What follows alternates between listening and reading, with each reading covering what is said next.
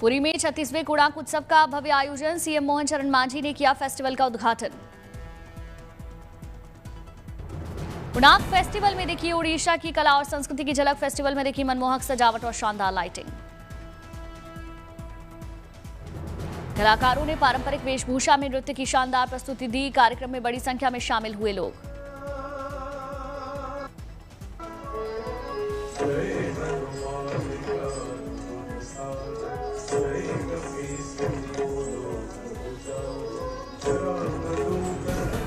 नागालैंड के कोहिमा में 26वें हॉर्नबिल उत्सव का जोरदार आयोजन हुआ। इस उत्सव में नागालैंड की संस्कृति की झलक दिखी।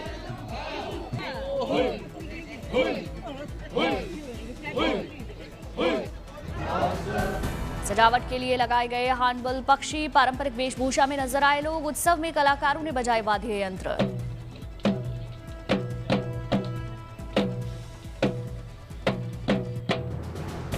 आदिवासी समुदाय के लोगों ने किया नृत्य। बड़ी संख्या में उत्सव में शामिल हुए लोग। धर्मशाला में नशे के खिलाफ युवाओं का हल्ला बोल। एंटी चिट्टा अवेयरनेस वॉकथॉन में हजारों की संख्या में युवा पहुंचे। सीएम सुक्खू मौजूद रहे।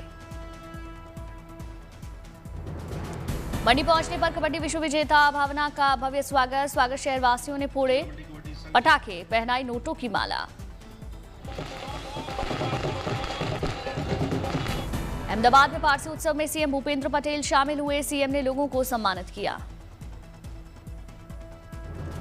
भावनगर में 3 फीट के डॉक्टर गणेश बरैया बने लोगों के लिए प्रेरणा स्रोत। दिव्यांगता को हराकर सरकारी डॉक्टर बने।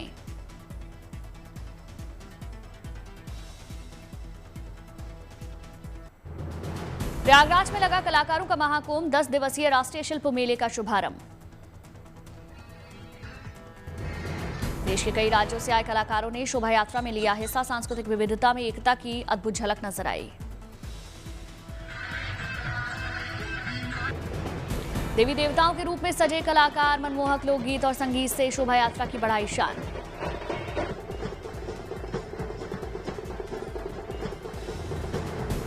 उड़ीसा, राजस्थान, हरियाणा और यूपी से आए कलाकारों ने अपने अपने राज्यों की सांस्कृतिक विरासत को जीवंत किया। शोभा यात्रा को देखने उमड़े शहरवासी।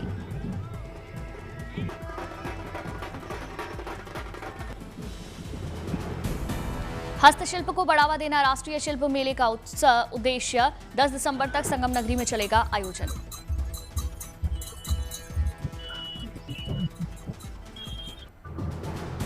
मयूरभंज महोत्सव का रंगीन आगाज। गलियों में झूमते नर्तक, ढोल नगाड़ों संग सजी सांस्कृतिक झांकी।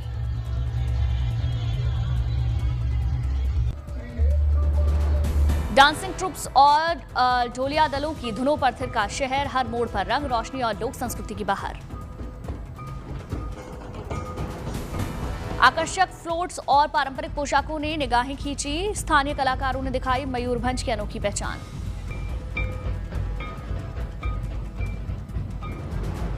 महोत्सव के पहले दिन उमड़ा जन सैलाब। प्रदर्शनियों, लोक संगीत, लाइव एक्ट से महोत्सव में सुबह से शाम तक रहा उत्सव का रंग।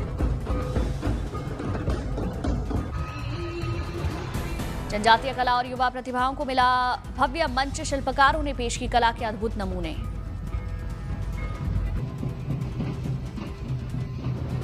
उत्तर प्रदेश के संभल में कल्कि महोत्सव का शुभारंभ। रामभद्राचार्य करेंगे विश्व की पहली कल्कि कथा। धार्मिक कथा के दौरान 10,000 लोगों के बैठने का इंतजाम। कड़े सुरक्षा इंतजाम के बीच 7 दिन तक चलेगा भव्य महोत्सव। भगवान गोवर्धन नाथ की नगरी गोवर्धन पहुंचे प्रेमानंद जी महाराज की पूजा अर्चना। ब्रज के सभी प्रमुख मंदिरों के दर्शन कर रहे महाराज। प्रेमानंद जी ने भगवान गोवर्धन नाथ की सप्तकोशीय 21 किलोमीटर की परिक्रमा की। प्रेमानंद जी के साथ परिक्रमा करने उमड़े भक्त। अतिरुद्र महायज्ञ के भव्य समापन में शामिल हुए असम के मुख्यमंत्री हिमंता बिस्वा शर्मा। हजारों लोगों की मौजूदगी में निभाई गई 8 दिन से चल रहे यज्ञ की आखिरी रस्में। भारतीय सेना ने एक बार फिर दिखाया दम। बंगाल की खाड़ी में ब्रह्मोस सुपरसोनिक क्रूज मिसाइल का सफल प्रक्षेपण।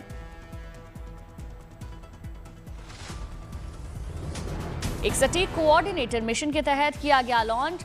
सदर्न कमांड की ब्रह्मोस यूनिट और ट्राई सर्विसेज अंडमान और निकोबार कमांड के हिस्से में शामिल। ब्रह्मोस ने एक तय टारगेट पर सटीकता से निशाना लगाकर अपनी performance, high speed flight, stability और टर्मिनल एक्यूरेसी को साबित किया। वीडियो जारी। ब्रह्मोस के सफल लॉन्च ने लड़ाई के हालात में सभी ऑपरेशनल मकसद पूरे किया। आर्मी की लंबी दूरी की सटीक स्ट्राइक क्षमता को बढ़ाने और मजबूत करने की कोशिशों में मील का पत्थर साबित। एडवांस गाइडेंस और कंट्रोल सिस्टम से लैस मिसाइल साउंड की स्पीड से लगभग 3 गुना तेजी से चलती है। दुनिया की सबसे तेज क्रूज मिसाइलों में से एक BrahMos missile.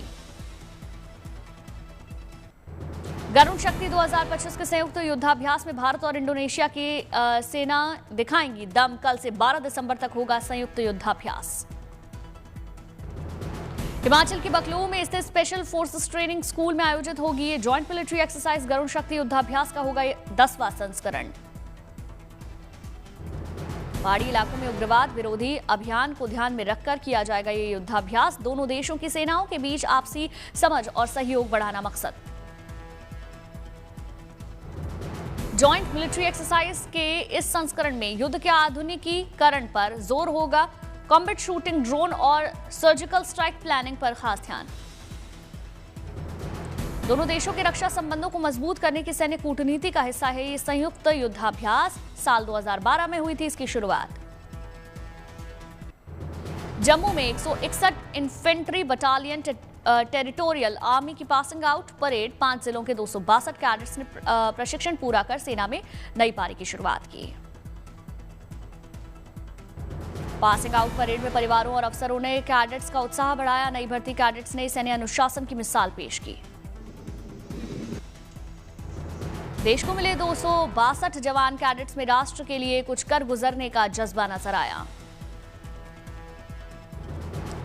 BSF raising day पर प्रधानमंत्री ने जवानों को शुभकामनाएं दी। कहा, बीएसएफ देश की अटूट प्रतिबद्धता और पेशेवर क्षमता का प्रतीक। चुनौतीपूर्ण इलाकों में डटे जवानों के हौसले और मानवीय सेवा भावना की पीएम ने सराहना की। देश की सुरक्षा में बीएसएफ का योगदान अतुलनीय। बीएसएफ कर्मियों पर पूरे राष्ट्र को गर्व। विशाखापट्टनम के पर्यटन को मिली नई दिशा। कैलाशगिरी में पहला स्काई वॉक ग्लास ब्रिज का शुभारंभ। 1000 फीट की ऊंचाई से दिल को छू लेने वाला नजारा। 7 करोड़ रुपए की लागत से बना 55 मीटर लंबा कैटिलीवर ब्रिज वागामोन के 38 मीटर लंबे पुल को पीछे छोड़ भारत के सबसे ऊंचे स्काई वॉक ब्रिज में हो रही गिनती। सैलानियों के लिए आकर्षण का केंद्र बना sky walk glass bridge. Tourist के चेहरे पर पर्वतीय खूबसूरती को देखने की खुशी। 40 से 50 लोग कर सकते हैं वॉक। नोएडा में हुआ जंगल ट्रेल पार्क का शुभारंभ। 500 टन कबाड़ से तैयार अनोखी मूर्तियां आकर्षण का केंद्र।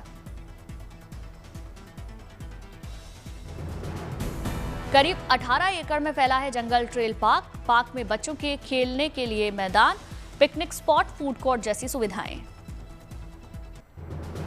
दार्जिलिंग में मेलो टी फेस्ट से पहले संगीतमय श्रद्धांजलि रिकॉर्ड बनाने की तैयारी। 7 दिसंबर को 1000 गिटार वादक और बीर गोखाली धुन बजाएंगे। विश्व रिकॉर्ड के लिए दार्जिलिंग के गिटार वादक दिन रात कर रहे अभ्यास। 11 से 14 दिसंबर को दार्जिलिंग में मेलो टी फेस्ट का आयोजन।